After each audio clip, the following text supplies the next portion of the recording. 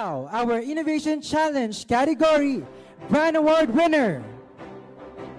3 siswi Sekolah Dasar Islam Terpadu Nurul Fikri Depok, Jawa Barat berhasil menyabet penghargaan tertinggi di ajang International Creativity and Innovation Awards atau ICIA 2025 yang digelar di Ho Chi Minh City, Vietnam.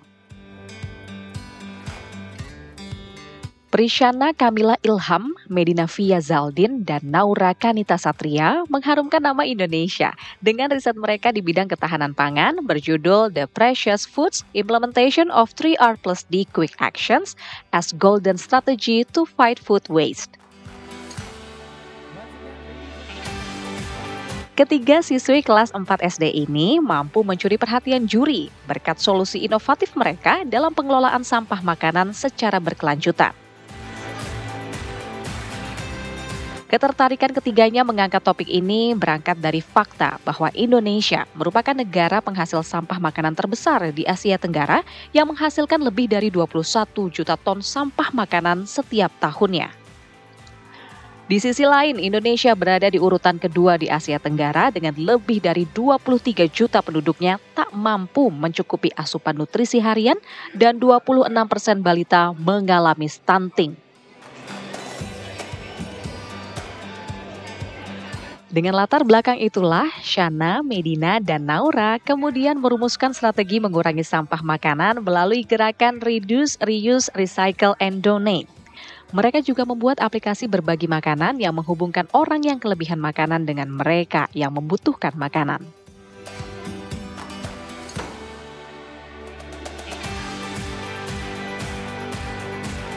Berkat risetnya, Sana, Medina, dan Naura berhasil memboyong 3 penghargaan sekaligus, yakni Grand Award, Titanium Award, dan Special Award. Kerennya lagi, mereka juga merupakan peserta termuda dari lebih dari 5.000 peserta dari 26 negara.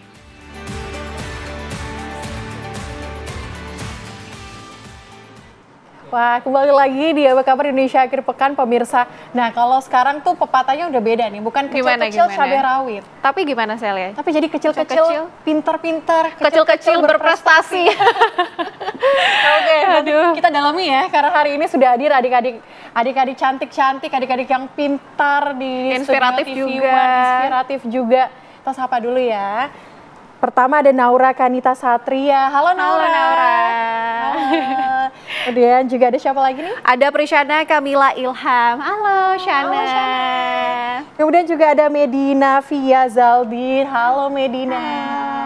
Dan kami juga menghadirkan salah satu orang tua murid. Di sini ada Mbak Prima Roza Paluta, orang tua dari siswi yaitu Shana. Selamat sore Mbak Prima. Mbak.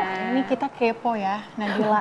Kalau tadi kita lihat di layar kaca tuh pesertanya pada yang besar-besar semua. Tinggi-tinggi ini semua. pada imut-imut sendiri di sana kemarin. Tapi bisa juara juga. Mungkin Medina bisa jelasin kok bisa paling kecil terus bisa memenangkan lomba kemarin.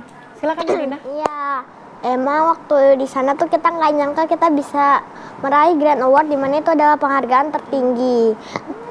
Karena kita ke sana tuh tujuannya cuma mau belajar dari proyek kakak-kakak dari berbagai macam negara. Tapi ternyata menurut juri, proyek kita itu aplikatif atau mudah digunakan di berbagai lingkungan. Contohnya lingkungan kerja, lingkungan rumah, lingkungan tempat ibadah, dan lain-lain. Dan proyek kita itu menyentuh dan menawarkan solusi dari akar permasalahan di Indonesia, di mana banyaknya food waste di Indonesia. Dan terakhir, proyek kita itu berbasis teknologi dengan menyediakan aplikasi yang bernama Food Share yang mudah digunakan oleh orang-orang. Aduh, hebat banget. Cara jawabnya juga keren banget. Masih SD loh. Masih SD. Mereka masih SD loh ya. Ya ampun, kita SD gimana ya Celia? Gak tahu, lupakan. Oke, ini adik-adik kan masih kecil-kecil banget. Tapi kok bisa mencari tahu, melakukan riset. Ini kan hal yang biasa dilakukan anak-anak kuliah. Kenapa bisa? Mungkin Naura bisa jawab? Mungkin ya karena riset kita tuh paling dekat dengan kehidupan gitu. Jadi orang-orang tuh pada bisa pakai gitu, ada aplikasinya, ada food banknya gitu. Jadi lebih dekat dengan Iya, lebih masyarakat. dekat. Ini juga mungkin bisa berguna untuk nanti Naura, Medina, Shana ke depannya begitu ya? Oke, tapi yang kakak pengen kepo juga nih, pengen tahu lebih banyak nih. Kira-kira itu lomba pertama nggak sih? Jadi memang bukan lomba pertama yang kami ikuti. Kami sudah pernah mengikuti lomba sejenis di tingkat sekolah, di tingkat nasional dan tingkat Asia. Nah, di sana kita itu mendapatkan penghargaan Best Research, medali perunggu dan juga Best Paper. Namun skala lomba tersebut itu belum sebesar lomba ICIA ini. Karena untuk lomba ICIA ini sendiri pesertanya berasal dari 26 negara dari 6 benua. Nah, oleh karena itu pasti karena lombanya juga lebih besar skalanya, tentu tantangannya juga lebih besar.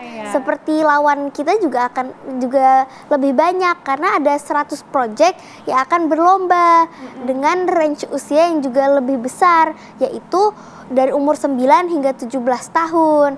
Jadi kita bisa saja melawan anak SMP atau anak SMA. Nah, jurinya pun juga sangat banyak nih. Ada 37 juri untuk 4 mata lomba. Nah, juri-jurinya ini tuh juga memiliki latar belakang yang berbeda-beda, Tante. Ada yang akademisi, ada juga yang praktisi bisnis di bidang STEM. Kebangsaannya pun juga berbeda-beda. Ada yang orang Kanada, Brazil, Sri Lanka, Malaysia, dan lain-lain. Oke, hebat-hebat banget. Dan tentunya ya saya lihat di balik anak-anak yang hebat, ada juga orang tua yang hebat di balik itu. Kita mungkin tanya dulu ke Mbak Prima. Mbak Prima, gimana sih caranya biar anak-anak ini suka dengan riset begitu? Karena ini kan hal yang jarang sekali ya Mbak Prima. Iya, saya mungkin rephrase pertanyaannya ya Mbak, gimana anak-anak biar suka riset? Karena sebenarnya naluriahnya, fitrahnya anak-anak ini sebenarnya terlahir udah dengan rasa ingin tahu yang tidak terbendung. Mungkin kita masih ingat ketika mereka masih balita ya, tiap sebentar nanya, Bun ini kenapa begini, ayah itu kenapa begitu.